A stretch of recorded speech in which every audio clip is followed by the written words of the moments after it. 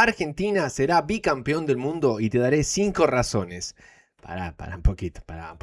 A ver, convenceme, a ver, al menos. En el fútbol moderno existe una falacia destructiva que repiten casi todos los analistas de sillón. La idea de que un equipo campeón necesita desarmarse por completo y meter una renovación generacional absoluta para no estancarse. Sí. El mundo cree que Argentina llega a este Mundial 2026 con un plantel desgastado, intentando estirar los restos de lo que pasó en Qatar. Están profundamente equivocados. Hay proyectos que ganan un torneo por una racha de juego y hay estructuras que construyen una era competitiva. Argentina cruzó esa línea conceptual hace rato. Scaloneta mantiene a 17 de los 26 futbolistas que tocaron el cielo en Qatar. Pero acá está el verdadero truco de la pizarra que muchos no lograron ver. Este núcleo no se quedó estático festejando en los libros de historia. Evolucionó hacia un pico absoluto de madurez en las ligas más exigentes del planeta. Sí, señor. Miren los mapas de calor y la progresión de roles. Alexis McAllister llegó a Qatar siendo una pieza de soporte en el Brighton. Hoy es el cerebro posicional de Liverpool. Sí, señor. Lisandro Martínez pasó de ser un central de proyección en el Ajax a convertirse en el líder defensivo inamovible del Manchester United. Enzo Fernández aportaba frescura desde el banco al Benfica. Hoy maneja los hilos del Chelsea bajo la presión asfixiante de la Premier League. Verdad, El caso de Julián Álvarez es el más evidente de todos. Dejó de ser la sorpresa juvenil del Manchester City en la sombra de Erling Haaland para transformarse en el argumento ofensivo principal del Atlético Madrid. Es verdad, boludo. Viniendo a destrozar defensas en Europa con una campaña Todo lo que dice, ojo. de 10 goles en la última Champions. No es un equipo viejo intentando aguantar la corona, es la misma base, pero optimizada la versión premium. Y en el centro de este ecosistema, operando como un imán, está Lionel Messi con 38 años, que cumplirá 39 en pleno mundial. El 24 de junio, sí. Los críticos superficiales esperan que Lionel Andrés Messi tire los mismos desmarques a 30 kilómetros por hora que hacía hace una década en el Barcelona. Y al no verlo, decretan que su ciclo terminó. Qué manera de no entender este deporte.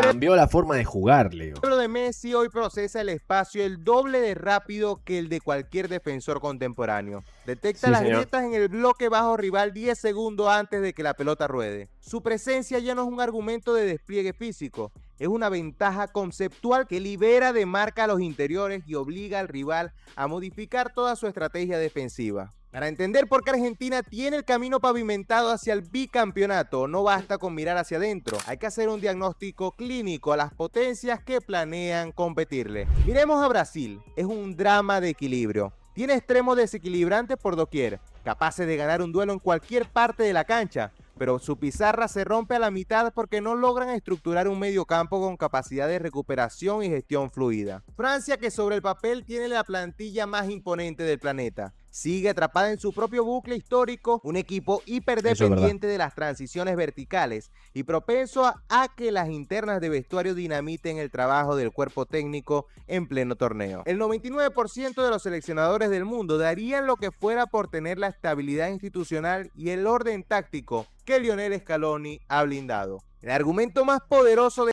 genios así hay pocos igual. Esta selección suele pasar completamente desapercibido.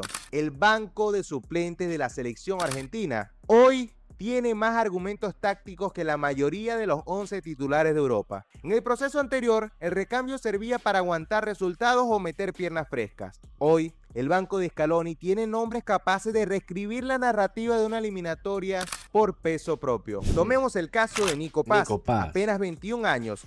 Sí, está editado ahí Nico Paz, ¿no? Parece un muñeco. Y viene de ser galardoneado como el mejor mediocampista de la Serie A, tras firmar una campaña monstruosa de 12 goles con el Como. Su nivel es tan alto que muchos dicen que el Real Madrid quiere comprarlo. En la consideración de la selección, Nico arranca el torneo peleando un puesto desde el banco. Miremos la saga de recambio de Lionel Scaloni. Leonardo Balerdi, consolidado el capitán del Olympique de Marsella, No, pero Balerdi ya no está, ya no...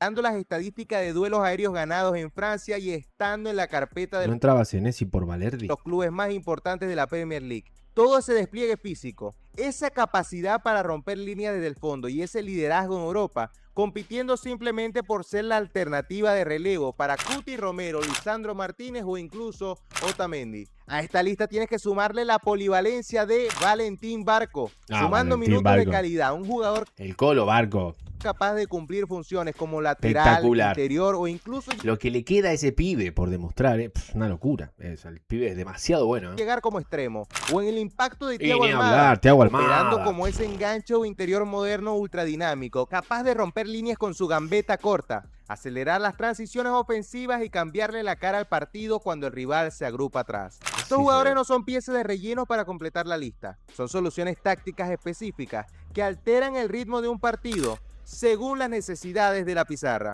La cuarta razón que sostiene esta era es el pico de rendimiento biológico del plantel. Piezas angulares de la estructura están en la edad perfecta del futbolista. Julián Álvarez ya no es el proyecto juvenil que sorprendió a los defensores en... Ahora está en el prime. Así que está mejor que en Qatar, literalmente. Medio Oriente. Enzo Fernández tiene el timón del juego, rompe líneas con pases filtrados y se agranda cuando el contexto quema.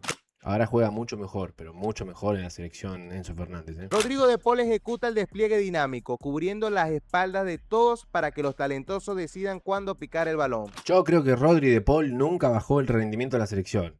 A lo mejor en algunos partidos, pero hoy en día no es un mal rendimiento. Tiene un muy buen rendimiento en la selección. Quizás no tanto en el Inter o cuando estaba en el Atleti, pero en la selección cumple el chabón.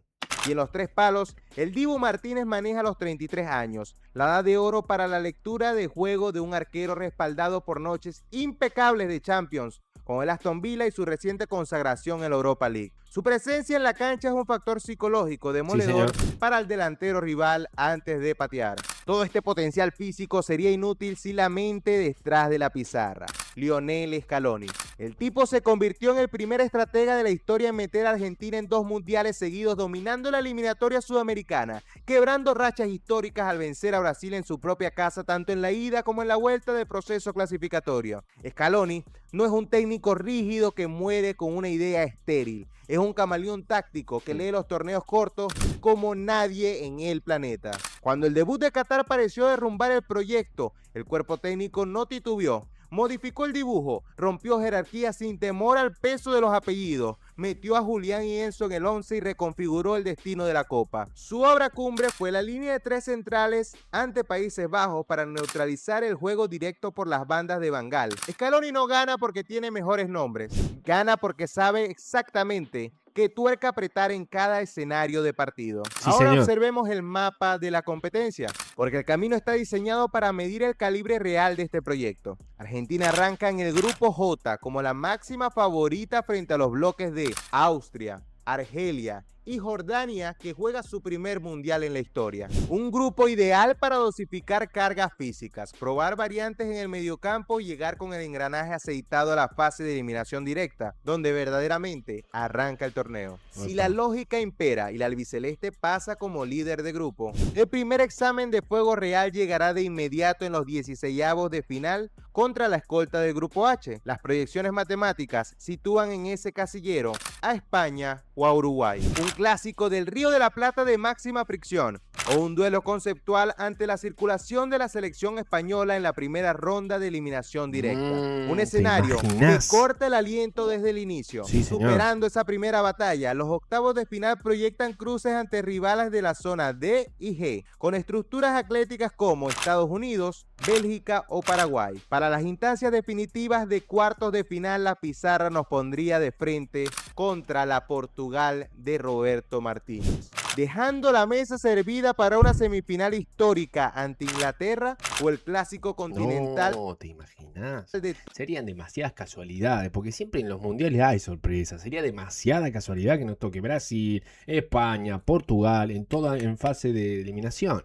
Sí, una locura, boludo. Toda la vida contra Brasil. No hay llaves accesibles en este torneo para el albiceleste, pero este plantel ya demostró que su mejor fútbol aparece justamente cuando el contexto exige batallar en el barro. Y les dejo un dato extra que la mayoría de analistas están pasando por alto: la ventaja psicológica de la libertad mental. A esta selección nadie le exige el bicampeonato con la presión asfixiante de otros tiempos. Claro. La historia nos dice que repetir la corona mundial es una anomalía que no ocurre desde el Brasil de Pelé en 1962. Toda esa carga mediática destructiva se mudó de vereda. Pesa sobre Brasil con la obligación de coronar a Vinicius, Rafinha o el último baile de Neymar.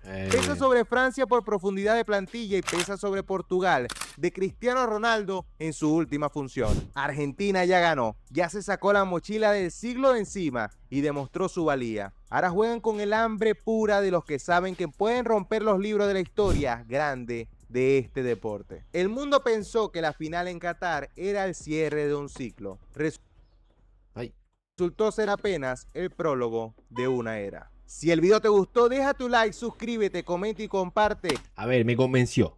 Vamos a ser honestos, el tipo me convenció. La verdad que tiene un buen equipo y muchas posibilidades. Así que tengan cuidado. Con la mejor onda lo digo.